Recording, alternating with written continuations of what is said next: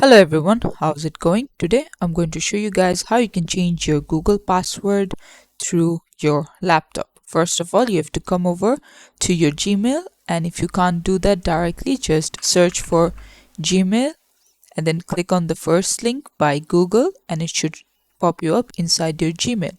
Now to change it, simply at the right click on this, which is your profile icon, and then click on manage your Google account. From there, we're going to let it load. At the left side, you see security. Click on security, and then what you need to do is you simply see password. Just click on your password right over here, and then it's going to ask you to put your password. So I'm going to do that very quickly. After that, what it's going to do is verify the password and see if it's correct. Then it's going to ask you to put in your new password and then confirm the new password by putting it again and click on change password, and there you go. This is it for the video. Thanks for watching. Please leave a like and subscribe for more tutorials like this, and I'll see you guys in the next one.